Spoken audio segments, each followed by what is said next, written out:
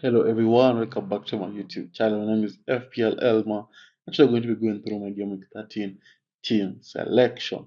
But before I get into that, we are around 40 subscribers away from 700, which is the main goal before the end of the year. So if you're new around here, and also if you're a regular viewer, make sure you subscribe, make sure you hit that bell to miss any content going up on the channel, and also make sure you leave a like on the video. And without wasting any much time, let's get straight into it.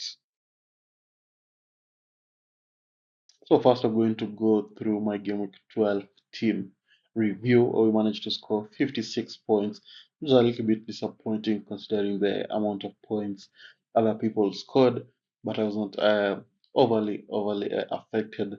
Just a slight red arrow of around 40,000, 284, 220,000. And yeah, not a bad red arrow, but it was a red arrow at the end of the day. So we had Flecken in goal, with Brentford keeping the first clean sheet of the season, and Flecken managing to secure all the bonus points in that game with 9 points. Mikorenko with also a clean sheet, 6 points. Itnuri and Lewis Hall blanking 2-1 respectively. Captain Salah scoring 2 goals, picking up the maximum bonus points. Very good display, 26 points. Then you had Palmer, Rogers, Smith Rowe, and Wemo all blanking in game week 12, same as Wisa and Haaland all blanking. So it was not for Salah, Michael Lenkonit, and Flecken. I don't know what the team would be. Fabianski also kept a clean sheet, but was on the bench. Chris Wood did not start against Arsenal, which was very interesting. 1 point. Then Rico Lewis, 0 points, conceding 2 goals, I think. Then Greaves, 0 points, did not play. That was the team for game week 12. Disappointing display. So I hope for game week 13 we can be able to bounce back. So now let's look at what game week 13 has in store for us. So now we can look at some of my transfer considerations for game week 13. One of the things I'm thinking of doing is going from Rico Lewis to Veltman from Brighton. And as you can see, the main reason is mainly just for the fixtures coming up for Brighton. They have relatively the easiest fixtures on paper, and also I'm looking at them. I know the likes of Veltman, this Van Hecke. Unfortunately, the best one, Kadioglu, is expensive. I mean, is injured, and Estepinan is a tad expensive at 5 million. So it's either Veltman or Van Hecke for me at the moment.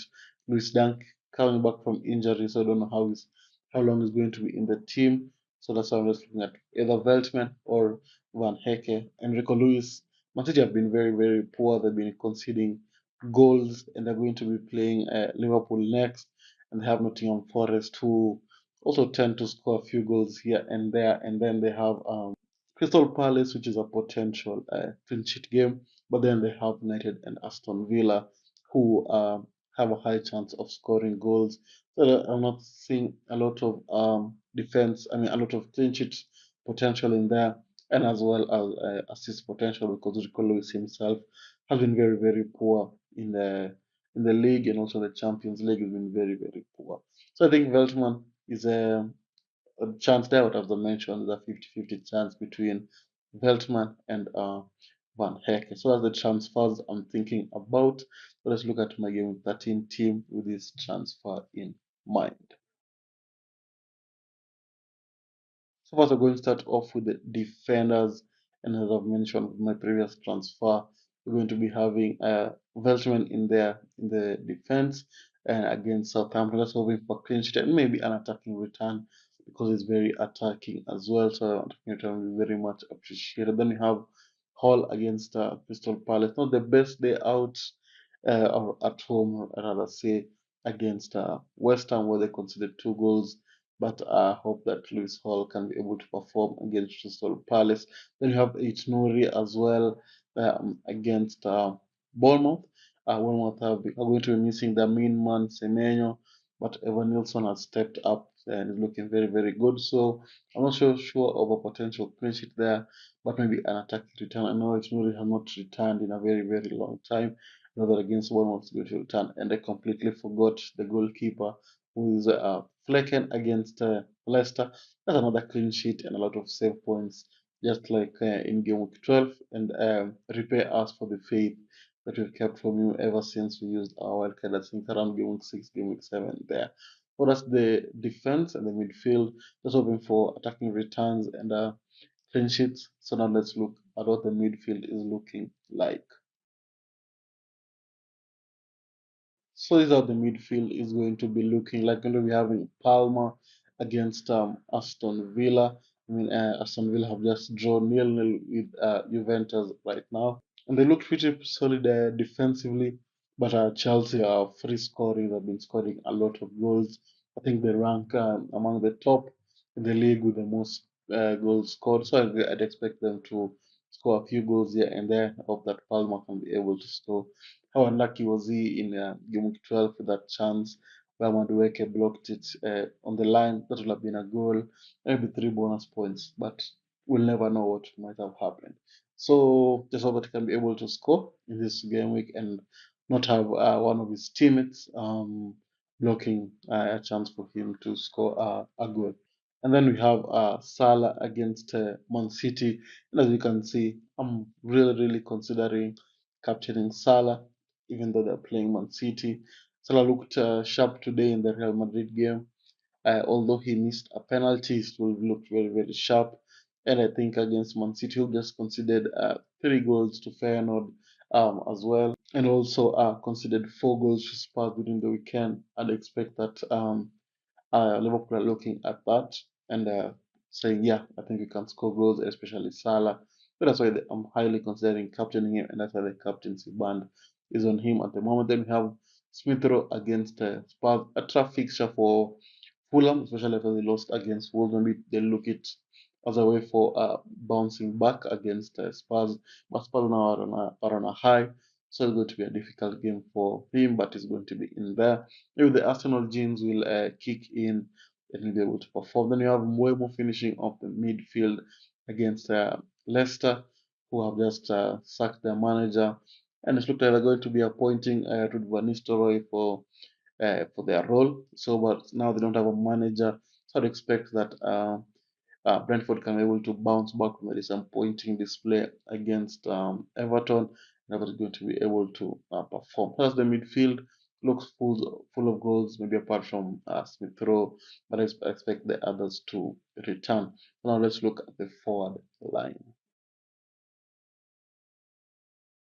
So this is how the forward line is going to be looking like. Going to be having Wissa in there against Leicester. Wissa is a differential pick, I'd say. Hope that he's going to perform against Leicester and return for those differential pickers. Maybe outscore Matthews Cunha, who has been a nuisance to most of us. And then we have Chris Wood back in the team from the bench against Ipswich, who looked very good against United. But did United look poor, or did Ipswich just look too good for them? So debatable, but I'd say that Ipswich looked very good, and I hope that against Nottingham Forest, Chris Wood can be able to score some goals as Nottingham Forest look to bounce back from, I think, back-to-back losses. So yeah, I hope they can be able to bounce back, and Chris Wood maybe might be in the team and be able to perform. And then we have Haaland finishing off the team. Yes. I'm still holding on to Haaland because at the moment I don't see a reason for transferring him out. Because if I had my wild card, I'd transfer him out. But for now, he's going to be in the team. He scored 2 goals in the Champions League, so maybe he might score against Man City. But it's going to be a difficult game for Man City and for Haaland. And then to the bench, we're going to be having Fabianski against Arsenal, that's in the bench. Mikolenko against United, that's in the bench. Rodgers against Chelsea, that's why he's on the bench. And then Greaves against Nottingham Forest, but I've heard that Greaves is now back in contention to play, which is very good, at least to have another option on the bench in case. But for now, the debate I'm having is whether to start Smith Rowe or Rogers. But that will be debated before the deadline. Well, just might spin a wheel and go for where it lands. So yeah, that's the team for game 13. Doesn't look pretty solid, but I'd expect a lot of points, especially from the defense, and the forward line, maybe some part of the midfield. So that's the team for Game 13. If you managed to reach this far, don't forget to leave a like and subscribe, and I'll see you all guys later. Bye bye.